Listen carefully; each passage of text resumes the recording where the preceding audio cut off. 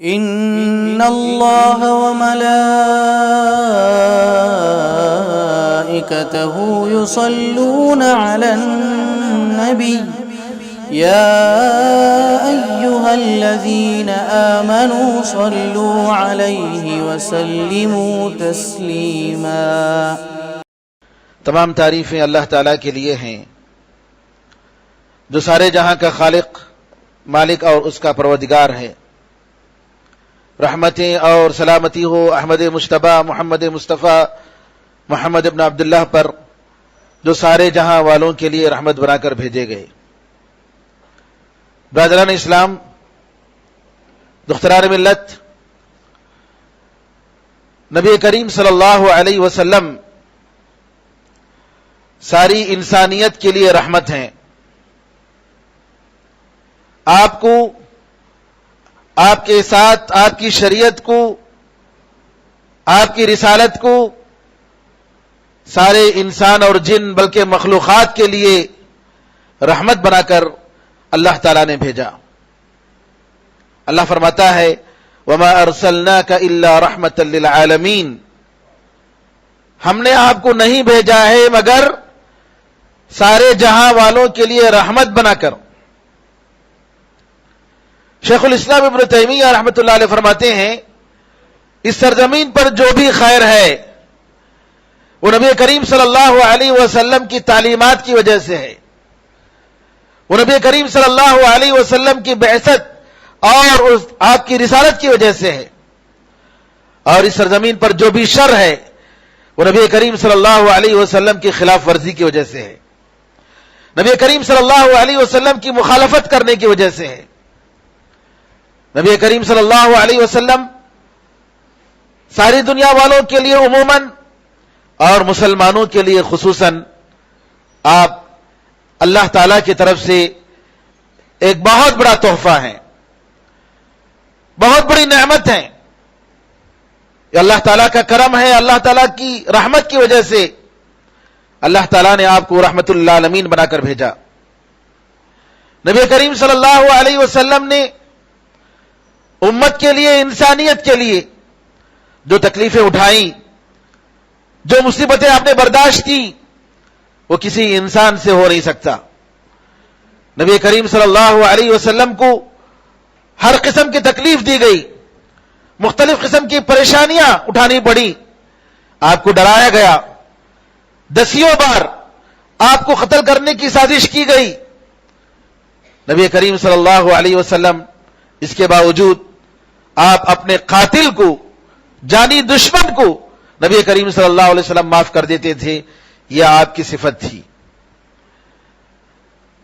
ایسی شخصیت جن کی وجہ سے ہماری زندگی کا ہر لمحہ، ہماری زندگی کا ہر موڑ، کہ آپ کی تعلیمات کی وجہ سے ہم خیر پا رہے ہیں، آپ بتائیے کتنی بڑی نعمت ہے اور ان کا کتنا بڑا احسان ہے ہمارے اوپر۔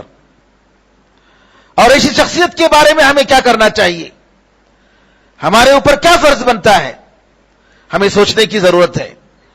نبی کریم صلی اللہ علیہ وسلم کی تعلیمات کو جہاں ہم اس پر ایمان لانا، قبول کرنا، عمل کرنا، جہاں یہ ساری چیزیں ضروری ہیں، وہی میرے بزرگوں اللہ تعالیٰ نے نبی کریم صلی اللہ علیہ وسلم کے تعلق سے ہمیں ایک عظیم چیز کا حکم دیا ہے۔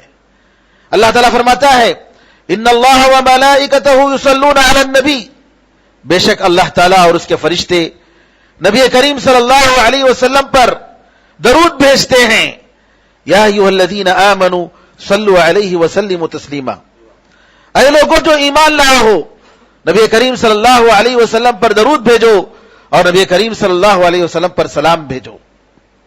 علماء کہتے ہیں کہ اللہ تعالیٰ نے اپنے بندوں کو حکم کرنے سے پہلے یہ بتایا کہ اللہ تعالیٰ نبی کریم صلی اللہ علیہ وسلم پر درود بھیجتا ہے، پھر بتایا کہ اللہ کے فرشتے نبی کریم صلی اللہ علیہ وسلم پر درود بھیجتے ہیں، اللہ تعالیٰ بھیجتا ہے۔ ان اللہ وملائکتہ یصلون علی النبی، اللہ تعالیٰ درود بھیجتا ہے، اس کا مطلب کیا ہے کہ اللہ تعالیٰ کی رحمتیں، اللہ تعالیٰ کی برکتیں نبی کریم صلی اللہ علیہ وسلم پر نازل ہوتی ہیں۔ فرشتوں کا درود بھیجنے کا مطلب یہ ہے کہ فرشتے نبی کریم صلی اللہ علیہ وسلم کے لیے دعائیں کرتے ہیں، اللہ سے مانتے ہیں اے اللہ تیری رحمتیں تیری برکتیں نبی کریم صلی اللہ علیہ وسلم کے خاندان والوں پر بھیج. اور ہمیں حکم دیا گیا ہے کہ ہم بھی نبی کریم صلی اللہ علیہ وسلم پر درود بھیجنے کے لیے اللہ تعالیٰ سے ہم دعا کریں کہ اے اللہ تو اپنے نبی کریم صلی اللہ علیہ وسلم پر اپنی رحمتوں کو بھیجا کر، تیری خوشنودی کو بھیج، تیری رضامندی کو بھیج. اے اللہ نبی کریم صلی اللہ علیہ وسلم اور ان کے خاندان والوں پر تیری سلامتی کو بھیج. یہ ہم دعا کریں اور اس کا ہمیں حکم دیا گیا ہے. آج نبی کریم صلی اللہ علیہ وسلم پر درود بھیجنے کی کیا فضیلت ہے، اسی کے بارے میں ہمارا خطبہ ہوگا.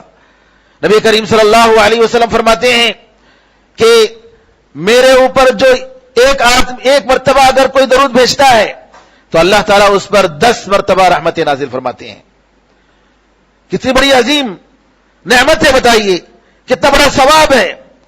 نبی کریم صلی اللہ علیہ وسلم فرماتے ہیں کہ جبریل امین میرے پاس آئے اور آ کر انہوں نے کہا اے محمد کیا تمہیں یہ پسند نہیں ہے کہ تمہارا پروردگار کہتا ہے کہ اگر تمہاری امت کا کوئی فرد مجھ پر 1 مرتبہ درود بھیجتا ہے، آپ پر 1 مرتبہ درود بھیجتا ہے تو میں اس پر 10 مرتبہ میں اپنی رحمتیں نازل کروں گا، اور اگر تمہاری امت کا کوئی فرد 1 مرتبہ تم پر سلام کرتا ہے تو میں اس پر 10 مرتبہ میری سلامتی بھیجوں گا. تو نبی کریم صلی اللہ علیہ وسلم نے کہا کہ بلا کیوں نہیں، میں ضرور اس سے راضی ہوں. یہ حدیث صحیح حدیث ہے، امام احمد نے اس کو روایت کی ہے. 1 مرتبہ درود بھیجنے سے نبی کریم صلی اللہ علیہ وسلم پر اللہ تعالیٰ کی 10 رحمتیں آپ پر نازل ہوتی ہیں.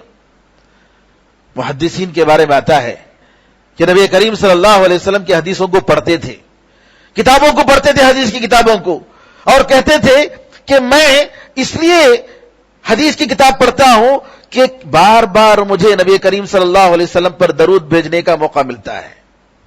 بار بار جتنی مرتبہ نبی کریم صلی اللہ علیہ وسلم کا ذکر آتا ہے اتنی مرتبہ میں نبی کریم صلی اللہ علیہ وسلم پر درود بھیجنے کی توفیق ہوتی ہے، اور جتنی مرتبہ میں نبی کریم صلی اللہ علیہ وسلم پر درود بھیجوں گا اتنی مرتبہ اللہ تعالیٰ کی طرف سے دعائیں، رحمتیں، اللہ تعالیٰ کی سلامتی، اللہ تعالیٰ کی خوشنودی ہم پر نازل ہوگی. میں اس لیے حدیث کی کتاب پڑھتا ہوں. ایک اور محدث کہتے ہیں کہ میرے عمل میں سے کسی عمل کے بارے میں مجھے یقین نہیں ہے کہ اللہ قبول کرے گا، لیکن نبی کریم صلی اللہ علیہ وسلم پر درود مجھے امید ہے کہ اللہ اس عمل کو قبول کرے گا. کیوں؟ اس وجہ سے کہ 1 مرتبہ اگر میں نبی کریم صلی اللہ علیہ وسلم پر درود بھیجوں گا تو اللہ تعالیٰ مجھ پر 10 مرتبہ درود بھیجتا ہے. دوسری حدیث میں آتا ہے ایک مرتبہ نبی کریم صلی اللہ علیہ وسلم کو صحابہ نے دیکھا کہ بڑے خوش ہیں اور آپ کے چہرے پر خوشی ظاہر ہے. صحابہ نے پوچھا اللہ کے رسول ایسا لگ رہا ہے کہ آپ بڑے خوش ہیں. آپ نے فرمایا ہاں میرے پاس ایک فرشتہ آیا اللہ تعالیٰ کی طرف سے اور اس نے کہا کہ اگر تمہاری امت میں سے کوئی شخص 1 مرتبہ درود بھیجتا ہے آپ پر تو اللہ تعالیٰ اس کے بدلے میں 10 نیکیاں اس کے لیے لکھتا ہے. 10 نیکیاں، 10 گناہوں کو مٹاتا ہے اور اسی طریقے سے 10 درجات کو بلند کرتا ہے.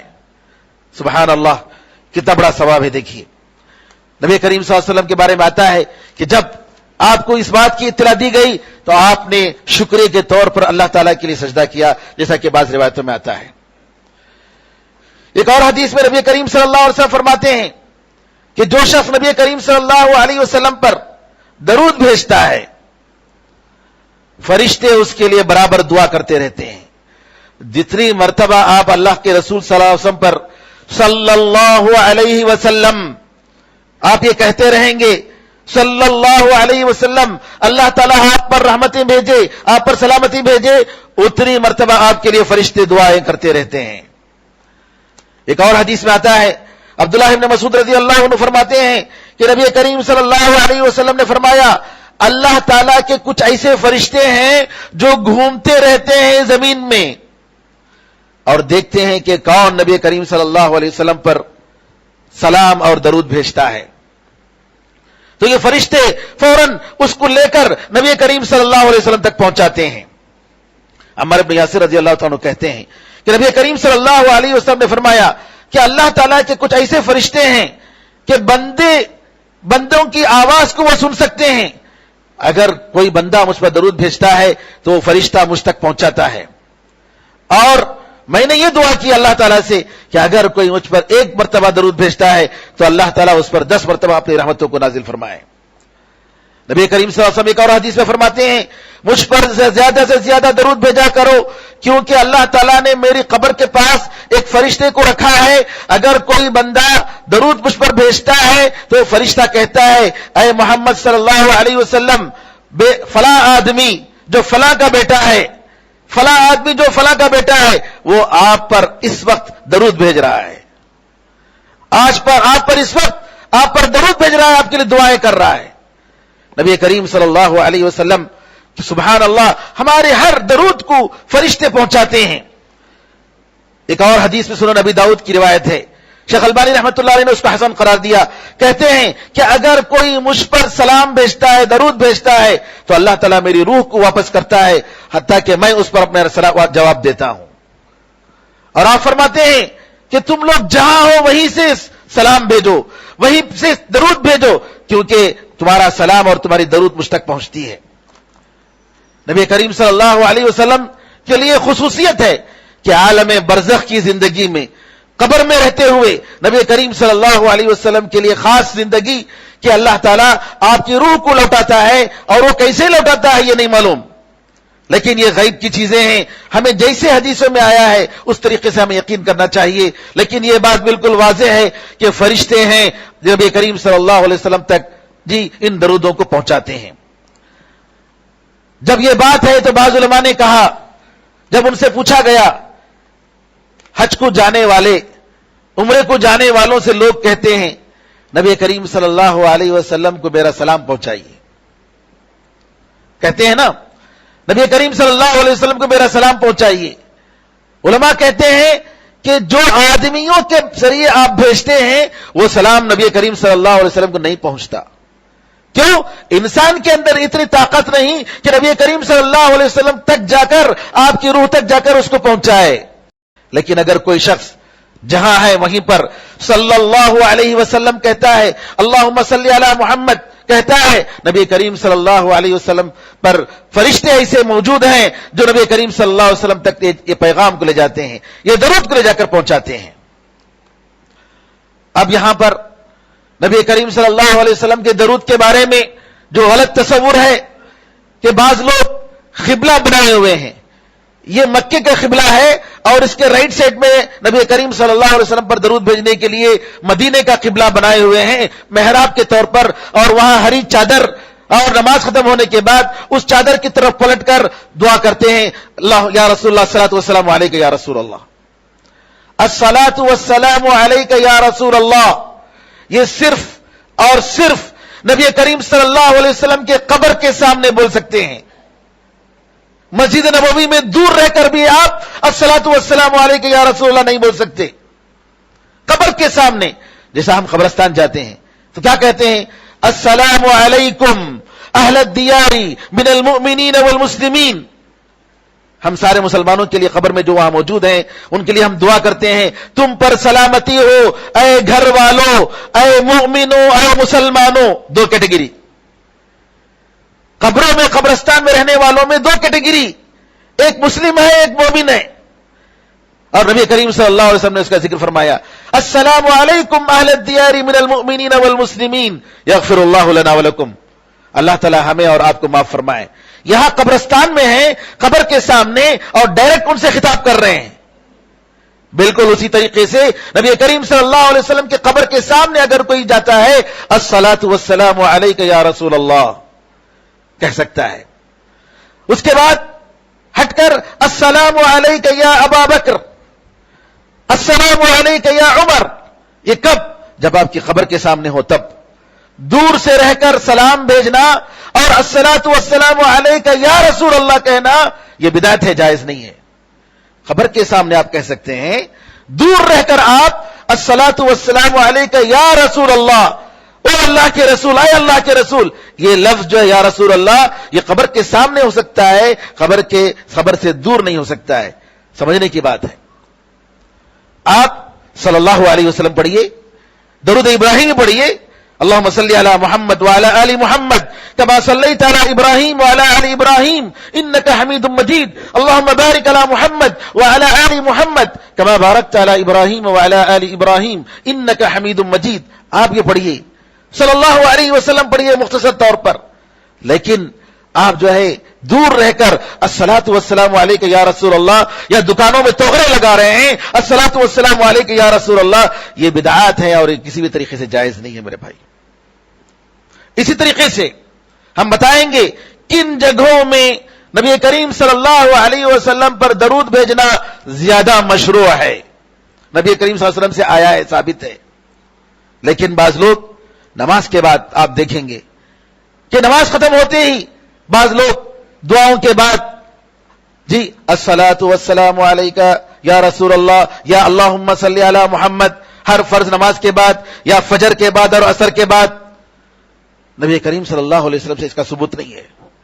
میرے بزرگوں بھائیوں یاد رکھیے, شریعت یہ اللہ کی ہے, کسی انسان کی نہیں ہے, کسی امام کی نہیں ہے, کسی عالم کی نہیں ہے, یہ اللہ کی شریعت ہے. اللہ نے فرمایا لیس لک من الامر شیء, اے محمد صلی اللہ علیہ وسلم شریعت بنانا جی حکم شرعی اور حکم قدری یعنی کائنات کا تصرف, امر میں دونوں چیزیں ہیں, شرعی اور کونی. شریعت بنانا اور اسی طریقے سے لوگوں کی اور پوری دنیا والوں کی تقدیر بنانا, اس سے آپ کا کوئی تعلق نہیں ہے.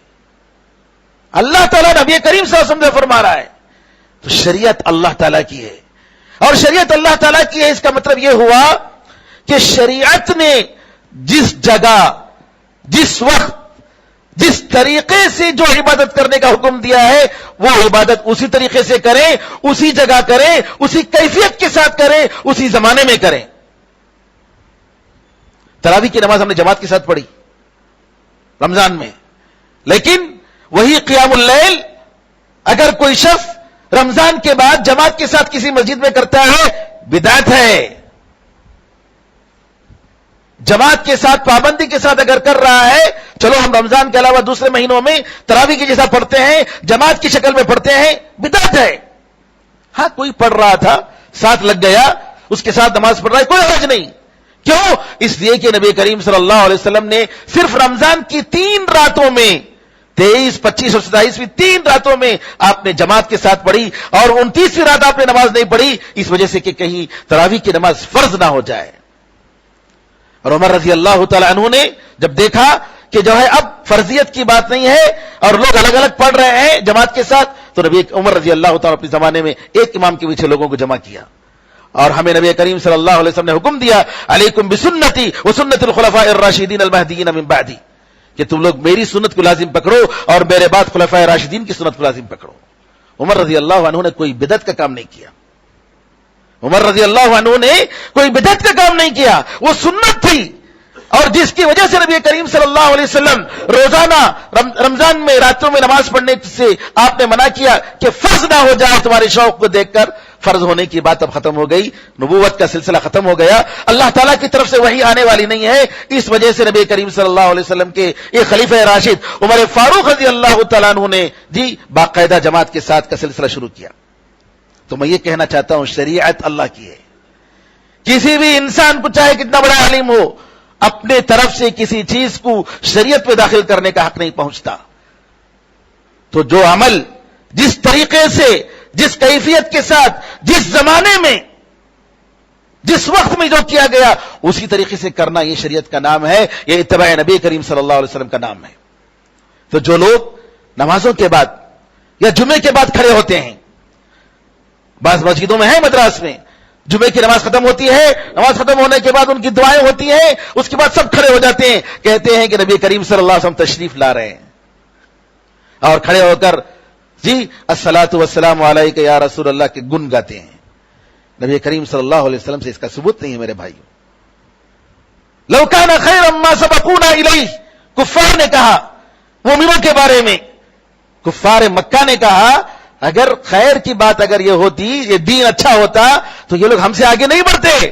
یہ کون؟ یہ نچلے قسم کے لوگ, یہ 3rd کلاس کے لوگ, علامہ ابن کثیر رحمۃ اللہ علیہ فرماتے ہیں بالکل الٹا ہم کہتے ہیں کہ اگر خیر کا کام ہوتا تو سبقونا الیہ، یہ صحابہ رضی اللہ عنہ اجمعین ہم سے پہلے یہ ضرور کیے کرتے، خلفائے راشدین ضرور عمل کیے ہوتے، وہ درود بھیجے ہوتے کھڑے ہو کر، مسجدوں میں کھڑے ہو کر بھیجے ہوتے، نہیں آپ نے نہیں کیا۔ تو میرے بزرگوں، نبی کریم صلی اللہ علیہ وسلم کی شریعت اور آپ کی سنت کا مطلب یہ ہے کہ جو کام جس طریقے سے جس وقت میں اور جس جگہ آپ نے کیا اس جگہ کرنے کا نام اتباع محمد صلی اللہ علیہ وسلم اور محبت نبی صلی اللہ علیہ وسلم کا نام ہے۔ اب آئیے کن جگہوں میں نبی کریم صلی اللہ علیہ وسلم پر درود بھیجنا مشروع ہے اور اس کا حکم حدیثوں میں آیا ہے۔ سب سے پہلے ہم نماز میں تشہد جب پڑھتے ہیں تو التحیات للہ والصلوات والطیبات، اللہ تعالیٰ پر اللہ کی تعریفیں کرنے کے بعد، کیونکہ تحیات للہ والصلوات والطیبات یہ سب اللہ تعالیٰ کی تعریفیں ہیں، اللہ کی حمد و ثنا ہے، اس کے بعد ہم نبی کریم صلی اللہ علیہ وسلم پر درود بھیجتے ہیں۔ سلف صالحین اگر دیکھتے کسی بچے کو کہ وہ درود پڑھے بغیر نماز ختم کرتا ہے تو اس سے کہتے کہ نماز دہراؤ۔ درود ابراہیمی پڑھنا، نبی کریم صلی اللہ علیہ وسلم پر درود بھیجنا نماز کا ایک حصہ ہے، اس سے کہتے ہیں کہ تو نماز دہراؤ۔ تو سب سے زیادہ یہ ضروری ہے کہ ہم تشہد میں تحیات پڑھنے کے بعد جو نبی کریم صلی اللہ علیہ وسلم پر درود بھیجیں، اور حدیث میں آیا ہے کہ نبی کریم صلی اللہ علیہ وسلم نے فرمایا کہ اس طریقے سے مجھ پر درود بھیجو کہ اے اللہ نبی کریم صلی اللہ علیہ وسلم پر اور آپ کے خاندان والوں پر رحمتیں تیری نازل فرما، تیری برکتیں نازل فرما، جیسا کہ تو نے ابراہیم علیہ السلام اور ان کے خاندان والوں پر رحمتیں اور برکتیں نازل کی، تو بے شک بڑا تعریف والا ہے اور بے شک تو بڑی عزت والا ہے۔ پھر اس کے بعد دوسری جگہ بعض علماء نے کہا، بعض حدیثوں میں آیا ہے کہ کبھی کبھی پہلے تشہد میں بھی 4 رکعت جس میں ہوتی ہے اس میں بھی بھیجنا چاہیے، لیکن علماء نے کہا واجب نہیں ہے، واجب تو آخری تشہد میں ہے۔ اگر کوئی پہلے تشہد میں بھی بھیجتا ہے، نبی کریم صلی اللہ علیہ وسلم پر درود بھیجتا ہے تو کوئی حرج نہیں، جیسا کہ بعض روایتوں میں آتا ہے۔ اسی طریقے سے قنوت وتر کی نماز میں جب قنوت پڑھتے ہیں، قنوت کے آخر میں صلی اللہ علیہ نبی، جیسا کہ حسن بن علی رضی اللہ تعالیٰ کی حدیث میں آتا ہے کہ قنوت کے آخر میں نبی کریم صلی اللہ علیہ وسلم نے درود بھیجنے کا حکم دیا۔ آپ نے جو دعا سکھائی اس کے آخر میں آتا ہے وصلی اللہ علیہ نبی صلی اللہ علیہ وسلم۔ اور صحابہ رضی اللہ عنہ اجمعین رمضان میں جب قنوت پڑھتے تھے تو آخر میں یہ پڑھتے تھے، نبی کریم صلی اللہ علیہ وسلم درود بھیجتے تھے۔ جب وہ جماعت کے ساتھ عمر رضی اللہ عنہ کے زمانے میں تراویح پڑھتے تھے تو ان کے قنوت پہ بھی یہ پڑھتے تھے۔ یہ چوتھی جگہ ہوئی۔